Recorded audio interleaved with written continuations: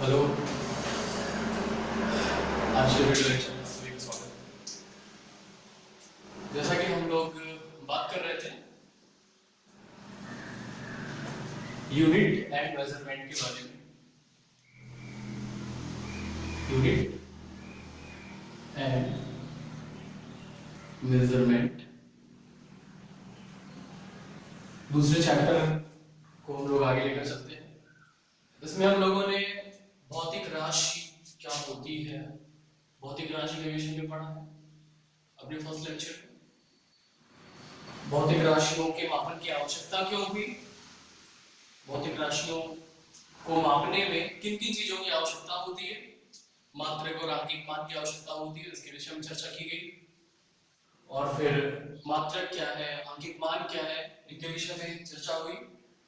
फिर भौतिक राशियों के प्रकार के बारे में आपने जाना। भौतिक राशियां दो प्रकार की होती है, मूल राशि और व्युत्पन्न राशि।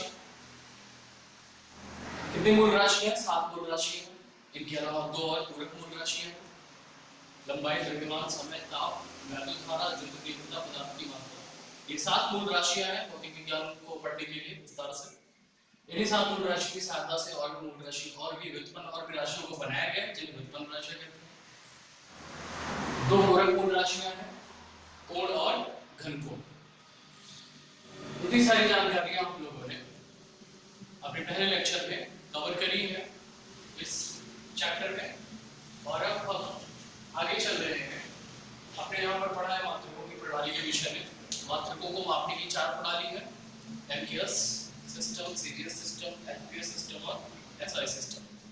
तो इन 4 प्रणालियों के आगे अब हम चलते हैं लंबाई के विषय में, लंबाई के मात्रकों के विषय में जानकारी हासिल करते हैं। लंबाई के मात्रक, लंबाई के मात्रक, यूनिट ऑफ लेंथ। लंबाई की कौन कौन सी यूनिट है? तो अब ऐसा तो है नहीं कि जैसे हमें मान लो कि यहां से लेकर के और मुंबई तक की दूरी मापनी है, तो अब हम मीटर वाले स्केल से तो मापेंगे नहीं, 1 मीटर 1 मीटर, है ना? तो इसलिए जो है उसको मीटर में भी एक्सप्लेन नहीं करेंगे, हम किलोमीटर में या मील में एक्सप्लेन करते हैं। तो ऐसे लंबाई के बहुत बड़े मात्रक भी हैं और लंबाई के बहुत छोटे मात्रक भी हैं। जैसे छोटी चीजों को मापना होगा, बहुत छोटी चीजें हैं, बहुत छोटे वस्तुएं हैं, उनके लंबाई को मापने के लिए हमें छोटे मात्रक की आवश्यकता होगी। बड़ी वस्तुओं, बड़ी दूरी को मापने के लिए बड़े मात्रक की आवश्यकता होगी। तो इस तरह से सुविधा को ध्यान में रखते हुए लंबाई के कई सारे मात्रकों को विकसित किया गया है। लंबाई के कई सारे मात्रक मान लिए गए हैं, जिनमें लंबाई के छोटे मात्रक भी हैं और लंबाई के बहुत बड़े मात्रक भी हैं। तो लंबाई के मात्रकों के बारे में चलिए जानकारी करते हैं। सबसे पहले सेंटीमीटर, सबकी तुलना हम मीटर से करेंगे। सेंटीमीटर, सेंटीमीटर क्या है? लंबाई का मात्रक है। 1 मीटर में कितना सेंटीमीटर होता है? सबको हम मीटर से ही कंपेयर करेंगे। बस यहाँ पर ये कन्वर्जन आपको याद रखना है कि 1 मीटर को सेंटीमीटर में कैसे बदलेंगे, सेंटीमीटर को मीटर में कैसे बदलेंगे। 1 मीटर में कितना सेंटीमीटर होता है? तो याद रखिए 1 मीटर में कितना सेंटीमीटर होगा? 100 सेंटीमीटर। कितना होगा? 100 सेंटीमीटर होगा। पावर में आप लिखना चाहो तो 100 को क्या लिखोगे? 10 की पावर 2 सेंटीमीटर। 1 मीटर में 100 सेंटीमीटर होगा। अच्छा, तो 1 सेंटीमीटर में, 1 सेंटीमीटर में कितना मीटर होगा? 1/100 सेंटी, 1/100 मीटर होगा। 1/100 को आप 10 की पावर में 10 की पावर -2 मीटर लिखोगे। तो यहां से आप मीटर को सेंटीमीटर में या सेंटीमीटर को मीटर में इस फॉर्मूले से आप चेंज कर सकते हैं। राइट, आगे चलते हैं, दूसरा देखते हैं मिलीमीटर। मिलीमीटर भी क्या है? लंबाई का ही मात्रक है। छोटी लंबाई मापी जाती है मिलीमीटर में। 1 मीटर में कितना मिलीमीटर होता है? 1 मीटर में 1000 मिलीमीटर होता है, मिलीमीटर होता है। ओके, 1000 को 10 की पावर में 10 की पावर 3 मिलीमीटर लिखा जा सकता है। इसी तरह से 1 मिलीमीटर में कितना मीटर होता है? 1 मिलीमीटर में 1/1000 मीटर होता है, यानी कि 10 की पावर में लिखना है तो 10 की पावर -3 मीटर होता है। Right, okay. तो ये मिलीमीटर और सेंटीमीटर की बात हो गई। इसी तरह से डेसीमीटर, डेकामीटर और भी बहुत सारे लंबाई के मात्रक है, लेकिन हम हमारे फिजिक्स में ज्यादातर हमें सेंटीमीटर और मिलीमीटर की ही जरूरत पड़ेगी, इसलिए हम बहुत ज्यादा और बातें नहीं कर रहे हैं। आगे देखते हैं माइक्रोन, लंबाई का मात्रक है जिसकी बहुत ज्यादा चर्चा होगी, बहुत ज्यादा ये हमारे सामने आएगा। एक माइक्रोन, माइक्रोन क्या है? माइक्रोन लंबाई का मात्रक है। एक माइक्रोन बराबर क्या होता है? 10 की पावर -6 मीटर होता है। ओके, याद रखिएगा, एक माइक्रोन कितना होता है? 10 की पावर -6 मीटर होता है। माइक्रोन को जनरली हम ऐसे माइक्रोन को म्यू से रिप्रेजेंट किया जाता है, तो एक माइक्रोन क्या होता है? 10 की पावर -6 मीटर होता है, आपको याद रखना है ये। फिर एंगस्ट्रॉम, एंगस्ट्रॉम भी क्या है? लंबाई का मात्रक है, लंबाई का बहुत ही छोटा मात्रक है एंगस्ट्रॉम, राइट? तो एंगस्ट्रॉम की लंबाई का मात्रक है। एक एंगस्ट्रॉम कितना होता है? एक एंगस्ट्रॉम कितना होता है? एक एंगस्ट्रॉम होता है, एंगस्ट्रॉम को हम लिखते हैं ऐसे, एक के ऊपर इस तरह लिखते हैं, 1 एंगस्ट्रॉम। 1 एंगस्ट्रॉम सिंपली मीटर में 10 की पावर -10, मीटर को हम 1 एंगस्ट्रॉम कहते हैं। ओके, तो ये लंबाई के छोटे मात्रकों के बारे में हम लोगों ने जाना। लंबाई के छोटे मात्रक है centimetre, millimetre, micron, angstrom, right? एक सेंटीमीटर कितना होता है? 10 की पावर -2 मीटर होता है। एक मिलीमीटर कितना होता है? 10 की पावर -3 मीटर होता है। एक माइक्रोन कितना होता है? 10 की पावर -6 मीटर होता है। एक एंगस्ट्रॉम कितना होता है? 10 की पावर -10 मीटर होता है। ओके, तो इसको आप नोट कर लीजिएगा, हमसे याद रखिएगा, क्योंकि आपके फिजिक्स में ये शुरुआत में पहले दूसरे तीसरे चैप्टर हम लोग पढ़ रहे हैं, ये आपके फिजिक्स के न्यूमेरिकल्स के रामबाण है। हाँ, अगर आपने इनको ठीक से नहीं पढ़ा तो आपकी फिजिक्स की न्यूमेरिकल हमेशा ही कमजोरी रहेगी। कभी आप फिजिक्स पर न्यूमेरिकल्स पर कमांड नहीं हासिल कर पाओगे। तो आपको ध्यान रखना है, यूनिट में कन्वर्जन बहुत ध्यान से याद रखना है, क्योंकि सबसे ज्यादा प्रॉब्लम स्टूडेंट्स यही क्रिएट करते हैं, सबसे ज्यादा गलतियां यहीं पर ही उनसे होती हैं। चलिए, अब हम लंबाई के कुछ बड़े मात्रक देख लेते हैं। लंबाई के और बड़े-बड़े मात्रक हैं, जैसे कि किलोमीटर, राइट? किलोमीटर लंबाई का एक बड़ा मात्रक है। 1 kilometre is equal to how many metre? 1 kilometre में कितना होता है? कितना मीटर होता है? 1000 मीटर होता है। अगर आप इसको पावर में कन्वर्ट करो 10 की, तो 10 की पावर 3 मीटर, यानी कि 1 kilometre is equal to 1000 metre, और 1 kilometre is equal to how many meter in the power of 10? It is equal to 10 raised to the power 3 meter. Okay, इसी तरह से मील भी क्या है? लंबाई का मात्रक है। एक मील में कितना मीटर होता है? एक मील में जनरली 1604 मीटर होता है। एक मील कितने मीटर के बराबर होता है? जनरली एक मील 1604 मीटर के बराबर होता है। आप ऐसे कह सकते हो कि एक मील 1 मीटर का कितना गुना होता है? 1604 गुना होता है, राइट? इसी तरीके से नेक्स्ट यूनिट है खगोलीय मात्रक। कौन सा मात्रक? खगोलीय मात्रक। ये भी लंबाई का मात्रक है। बड़े मात्रक की लंबाई के बड़ी दूरी को व्यक्त करते हैं, लंबाई की बड़ी दूरी को व्यक्त करते हैं ये। एक खगोलीय मात्रक, खगोलीय मात्रक को एस्ट्रोनॉमिकल यूनिट भी कहा जाता है। 1 एस्ट्रोनॉमिकल यूनिट, एक खगोलीय मात्रक कितना होता है? 1.4960 into 10 की पावर 11 मीटर होता है। अब इसको नोट करिए और एकदम रट्टा मार लेना है, रट लेना है। एक खगोलीय मात्रक कितना होगा? 1.4960 into 10 की पावर 11 मीटर होगा, राइट? ओके, फिर प्रकाश वर्ष। कौन सा वर्ष? प्रकाश वर्ष। कभी कभी ये क्वेश्चन भी पूछा जाता है कि प्रकाश वर्ष किसका मात्रक है? लंबाई का, समय का? तो वर्ष के आधार पर लोग क्या देते हैं? समय का मात्रक है। यहाँ पर ध्यान रखना चाहिए, प्रकाश वर्ष समय का नहीं, प्रकाश वर्ष लंबाई या दूरी का मात्रक है। एक प्रकाश वर्ष क्या होता है? प्रकाश द्वारा निर्वात में एक वर्ष में तय की गई लंबाई को एक प्रकाश वर्ष कहते हैं। क्या बोला मैंने?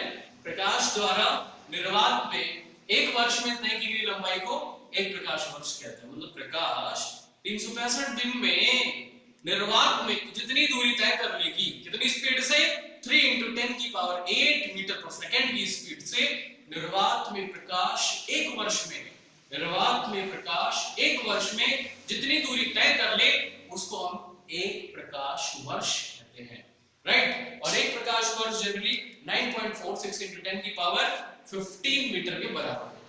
कितना होता है? 9.46 into 10 की पावर 15 मीटर के बराबर होता है, राइट? आगे चलते हैं। नेक्स्ट ये हो गया आपका लंबाई का मात्रक। और लंबाई का अगला बहुत बड़ा मात्रक है पार्सेक। एक पार्सेक, पार्सेक किसका मात्रक है? तो आप कहना है पार्सेक भी किसका मात्रक है? पार्सेक भी लंबाई का मात्रक है और एक बड़ा यूनिट है। और इसकी वैल्यू, एक पार्सेक की वैल्यू 3.084 × 10 की पावर 16 मीटर होती है। शायद आप लोग नोट कर लेंगे और इसे नोट्स बना करके इसको याद कर लीजिए बहुत अच्छे से। 9.8 फिर से एक बार, खगोलीय मात्रक, एक एस्ट्रोनॉमिकल यूनिट कितना होता है? 1 एस्ट्रोनॉमिकल यूनिट कितना होता है? 1.4960 × 10 की पावर 11 मीटर होता है। 1 लाइट ईयर, 1 एक प्रकाश वर्ष मीटर में कितना होता है? जनरली 9.46 × 10 की पावर 15 मीटर होता है।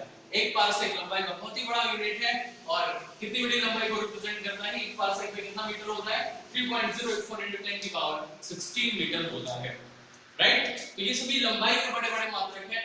इन जनरली नीचे की जो लंबाई है, ये तीनों लंबाइयां हैं, ये जो है सौर मंडल में हमारे या फिर गैलेक्सी में, ब्रह्मांड में खगोलीय पिंडों के बीच की दूरियों को व्यक्त करने के लिए हम इन लंबाइयों का प्रयोग, इन मात्रकों का प्रयोग करते हैं। और पृथ्वी पर दूरी, पृथ्वी पर एक स्थान से दूसरे स्थान की, जैसे मुंबई से कोलकाता कितना दूर है, मुंबई से दिल्ली कितना दूर है, तो उसमें हम किलोमीटर या जनरली मील का इस्तेमाल करते हैं। इन लंबाइयों का इस्तेमाल कहां-कहां किया जाता है ये भी हमें ध्यान रखना चाहिए।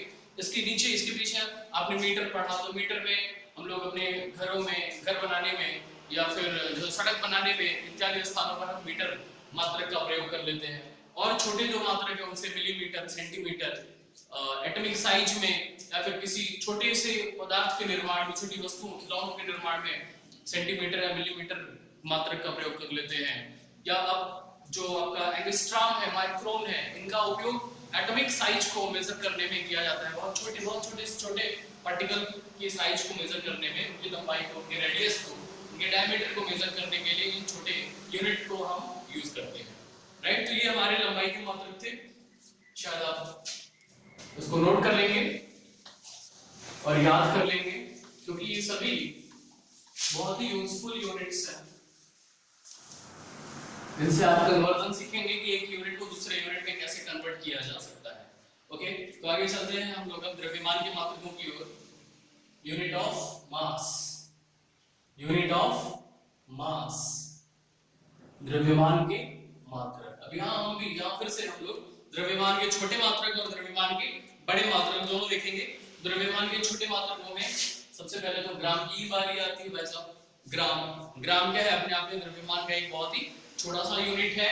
और एक ग्राम, यहाँ पर हम जनरली सभी यूनिट को किलोग्राम में कन्वर्ट करने की कोशिश करेंगे। एक ग्राम कितना होता है? 1/1000 किलोग्राम होता है। 10 की पावर में 10 की पावर माइनस 3 किलोग्राम होता है। ओके, दूसरा मिलीग्राम भी क्या है? द्रव्यमान का बहुत ही छोटा मात्रक है। 1 मिलीग्राम कितना होता है? 1/1000 ग्राम होता है। राइट? या फिर 10 की पावर माइनस 3 ग्राम होता है। और अगर आप ग्राम को किलोग्राम में कन्वर्ट करो तो ग्राम कितना होता है? ग्राम खुद 10 की पावर माइनस 3 किलोग्राम होता है। इस तरह से 10 की पावर माइनस 6 किलोग्राम हो जाएगा। मतलब 1 मिलीग्राम को अगर किलोग्राम में कन्वर्ट किया जाए तो 1 मिलीग्राम कितना किलोग्राम होगा? 1 मिलीग्राम 10 की पावर माइनस 6 किलोग्राम होगा। याद रहेगा? ओके, तो इस तरह से हम क्या कर सकते हैं? मिलीग्राम को ग्राम में जैसी भी जरूरत हो या फिर मिलीग्राम को किलोग्राम में आप कन्वर्ट कर सकते हैं। याद रखिए, 1 मिलीग्राम कितना होता है? 10 की पावर माइनस 3 ग्राम होता है। 1 मिलीग्राम कितना किलोग्राम होता है? 1 मिलीग्राम 10 की पावर माइनस 6 किलोग्राम होता है। समझ में आया आपको? ओके, चलिए आगे चलते हैं, देखते हैं कैरेट आपने सुना होगा। 24 कैरेट, 23 कैरेट, 22 कैरेट। जब आप गोल्ड खरीदने जाते हो तो आप कैरेट में गोल्ड की पहचान करते हो। 24 कैरेट सोना है, 23 कैरेट सोना है। राइट? तो इस तरह से कैरेट क्या है? कैरेट भी द्रव्यमान का ही यूनिट है। और कैरेट को हम लोग कैसे डिफाइन करते हैं? जनरली एक कैरेट कितना होता है? एक कैरेट 2 × 10 की पावर माइनस 4 किलोग्राम होता है। एक carat, 1 carat is equal to 2 × 10 की पावर माइनस 4 किलोग्राम। याद कीजिए, एक कैरेट कितना होगा? 2 × 10 की पावर माइनस 4 किलोग्राम होगा। राइट? और एक बहुत छोटा सा यूनिट है जिसका यूज हम एक परमाणु संहति इकाई, याद रखिए बहुत इंपॉर्टेंट यूनिट है ये। परमाणु संहति इकाई द्रव्यमान का ही मात्रक है। परमाणु संहति इकाई को शॉर्ट में आप एएमयू कहोगे। परमाणु AMU, atomic mass unit. AMU, A for atomic, M for mass, U for unit, atomic mass unit, परमाणु संहति इकाई, राइट। तो परमाणु संहति इकाई ये भी किसका मात्रक है? द्रव्यमान का मात्रक है। जहां बहुत छोटे मात्रक होते हैं, परमाणुओं के द्रव्यमान को हम लोग ग्राम या किलोग्राम में रिप्रेजेंट, ग्राम या किलोग्राम में उसे तौल नहीं सकते, तोलना हमारे लिए बहुत ही कठिन होगा। इसलिए हम इसके द्रव्यमान को एक अलग ही यूनिट, बहुत छोटी यूनिट में रिप्रेजेंट करते हैं और जिसे हम एएमयू कहते हैं, परमाणु संहति इकाई के नाम से हम इसको जानते हैं। एक परमाणु संहति इकाई क्या हो रहा है? कार्बन 12 परमाणु के द्रव्यमान के 12वें भाग को एक परमाणु संहति या एक एएमयू कहते हैं। क्या बोला मैंने? कार्बन 12 परमाणु के द्रव्यमान के 12वें भाग को क्या कहा जाता है? एक एएमयू कहा जाता है। और एक एएमयू जनरली 1.66 × 10⁻⁻27 किलोग्राम, 1.66 × 10⁻⁻27 किलोग्राम होता है, राइट। एक एएमयू जनरली कितना होता है? एक एएमयू कितना होता है? 1.66 × 10⁻⁻27 किलोग्राम होता है। अगर आप लोगों को याद हो तो लगभग इतना ही मास प्रोटॉन का भी होता है। तो आपको ये नहीं कहना है कि एक एएमयू प्रोटॉन के मास के बराबर होता है, आप बोलो एक एएमयू कितना होता है? 1.66 × 10⁻⁻27 किलोग्राम होता है, राइट स्टूडेंट्स। तो ये हमारे द्रव्यमान के बहुत ही छोटे-छोटे मात्रक हैं, जहां पर ग्राम, मिलीग्राम, कैरेट, परमाणु संहति इकाई इत्यादि हम द्रव्यमान के छोटे मात्रकों के रूप में प्रयोग करते हैं। 1 ग्राम कितना होता है? 10⁻³ किलोग्राम होता है। 1 मिलीग्राम कितना होता है? 1 मिलीग्राम ग्राम में 10⁻³ ग्राम होता है और किलोग्राम में 1 मिलीग्राम 10⁻6 किलोग्राम होता है। एक कैरेट कितना होता है? 2 × 10⁻4 किलोग्राम होता है। 1 एएमयू कितना होता है? वह एक परमाणु संहति इकाई कितना होता है? 1.66 × 10⁻27 किलोग्राम होता है, राइट। ओके, तो आगे चलते हैं हम द्रव्यमान के बड़े मात्रकों की ओर।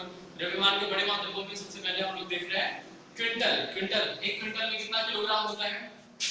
क्विंटल, आपने क्विंटल तो सुना ही होगा, आजकल गेहूं बेच रहे होंगे आप लोग। एक क्विंटल में कितना किलोग्राम होता है? 100 किलोग्राम होता है। एक क्विंटल में कितना किलोग्राम होता है? 100 किलोग्राम होता है, राइट। अच्छा, टन, एक टन में कितना किलोग्राम होता है? तो पहले एक टन में कितना क्विंटल होता है? एक टन में 10 क्विंटल होता है। एक टन में कितना वजन होता है? एक टन में 10 क्विंटल वजन होता है, 10 क्विंटल द्रव्यमान होता है। और एक क्विंटल में 100 किलोग्राम और 10 क्विंटल में 1000 किलोग्राम, 1000 किलोग्राम, राइट।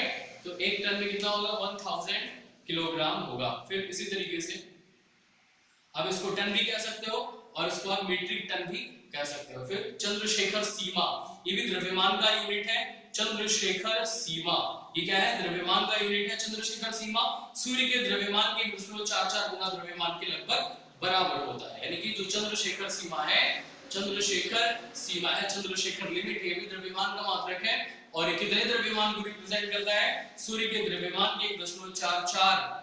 सूर्य कितना होता है? ये लगभग सूर्य के द्रव्यमान का 1.44 गुना होता है, राइट। तो आप ऐसे लिखेंगे, एक चंद्रशेखर सीमा, right. 1 CSL Chandrasekhar limit is equal to 1.4 into mass of sun, यानी कि सूर्य का द्रव्यमान।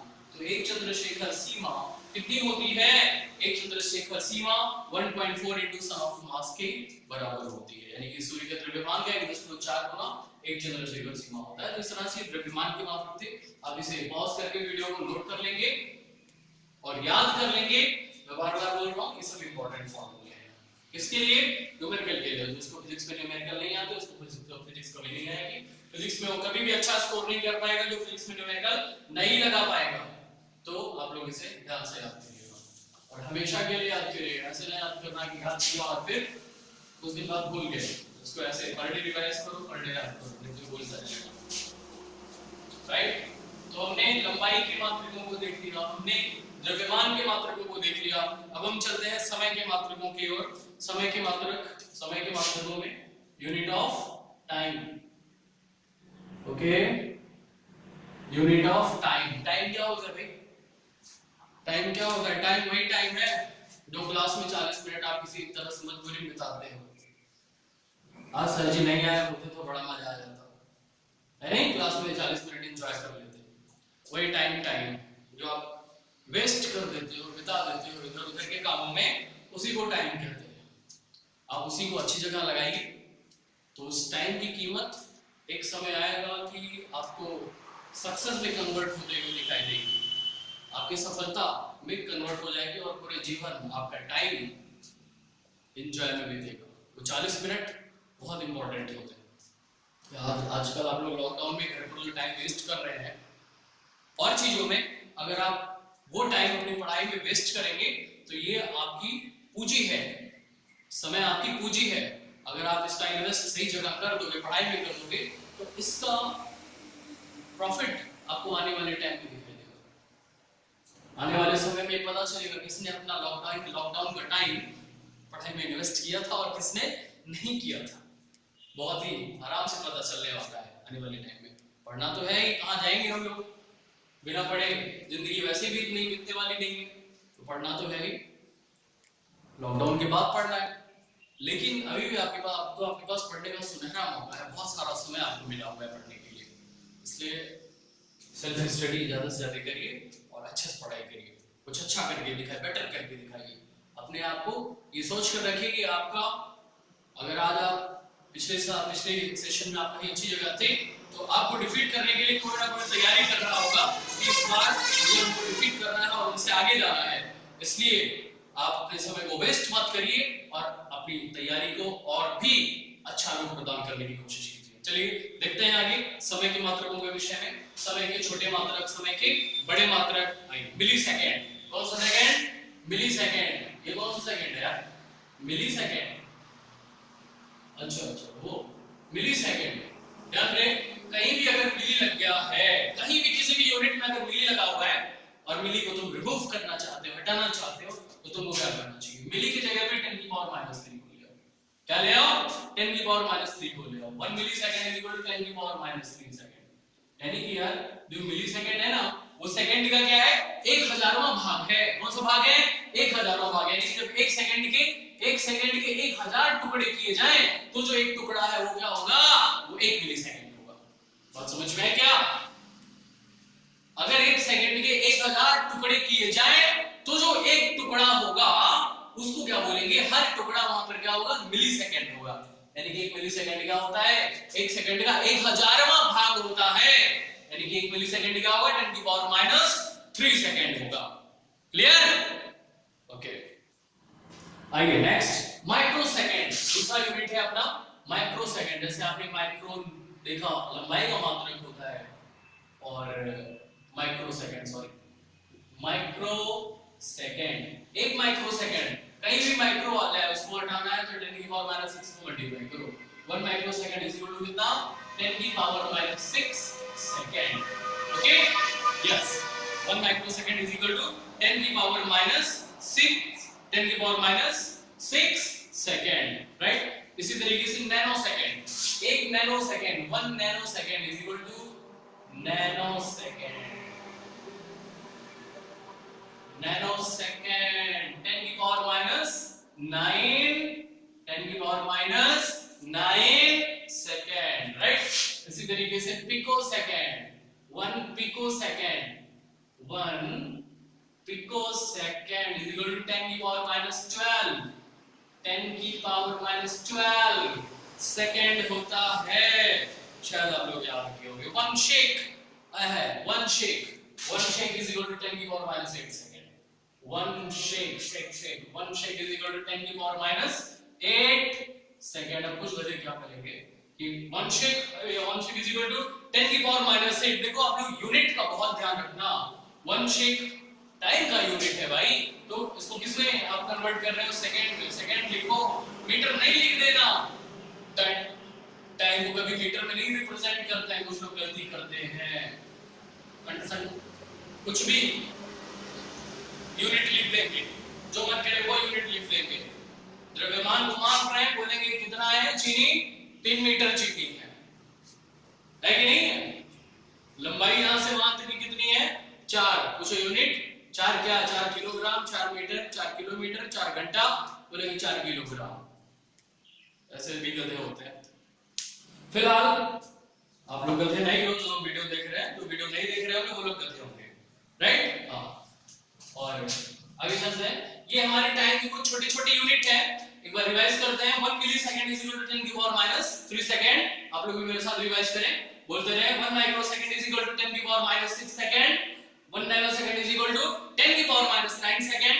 1 picosecond is equal to 10 की power minus 12 second and 1 shake is equal to 10 की power minus 8 second, right. Okay, तो इस तरह से ये समय के हमारे छोटे छोटे मात्रक थे। आगे चलते हैं हम समय के थोड़े थोड़े बड़े मात्रक। ये सब जितने भी यूनिट थे सब सेकंड से छोटे छोटे थे, सेकंड से बहुत छोटे छोटे थे। अब हम सेकंड से बड़े यूनिट की ओर चलते हैं भाई, बड़े यूनिट की ओर। सेकंड टाइम के बड़े मात्रक, टाइम के बड़े मात्रक में पहला टाइम सेकंड से बड़ा पहला कौन होता है, मिनट होता है। 1 मिनट कितना सेकंड होता है भाइयों, 1 मिनट होता है 60 सेकंड। आपने घड़ी तो देखी होगी, 1 मिनट में कितना सेकंड होता है, 60 सेकंड होता है, 60 सेकंड होता है 1 मिनट में। फिर मिनट से बड़ा कौन होता है, घंटा। कौन सा घंटा, घंटा जो भी हो, सारा बहुत सारा घंटा है दुनिया में। 1 घंटा कितना होता है, 1 घंटा मिनट में देखा जाए तो 60 मिनट होता है, और मिनट को सेकंड में कन्वर्ट करें तो 1 मिनट में 60 सेकंड होगा। इस तरह से 1 घंटा में, 1 घंटे में 3600 सेकंड आपको मिलेंगे, राइट। तो 1 घंटे में कितने सेकंड होंगे, 3600 सेकंड होंगे। अब घंटा से बड़ा कौन होगा, घंटा बीतते बीतते क्या होता है, दिन बन जाता है। एक दिन, या उसको आप 100 दिवस भी कह सकते हो। एक दिन में कितने घंटे होते हैं, 24 घंटे होते हैं। 24 घंटे को अगर मिनट में कन्वर्ट करें तो 24 गुणे 60 मिनट होंगे, राइट। 24 गुणे 60 मिनट हो जाएंगे। और अगर 24 गुणे 60 मिनट को हम सेकंड में कन्वर्ट करें तो 24 गुणे 60 गुणे 60 सेकंड हो जाएंगे, जो लगभग 86,400 सेकंड होगा गुणा करने पर, राइट। कितना हो जाएगा, 86,400 सेकंड। एक दिन में कितना होता है, 86,400 सेकंड होता है। इसी तरीके से वर्ष भी क्या है, समय का बहुत बड़ा मात्रक है। एक वर्ष में जनरली 365 दिन की बात होती है।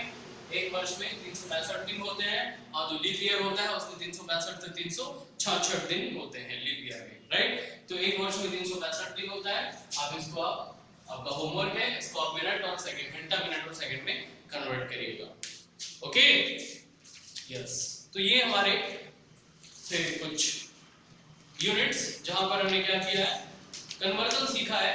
लंबाई, द्रव्यमान और समय को छोटे और बड़े मात्रकों में कैसे बदला जाएगा, ये हम लोगों ने यहाँ पर किया है। तो आप इस चैप्टर को पूरा कंप्लीट कर लीजिएगा। यहाँ पर ही हमारा चैप्टर फिनिश हो रहा है। यूनिट एंड मेजरमेंट, मात्रक और मापन, ये चैप्टर हमारा यहाँ पर खत्म हो रहा है। और नेक्स्ट चैप्टर बहुत जल्दी आपको वीडियो अपलोड करके मिलेगा। Thank you.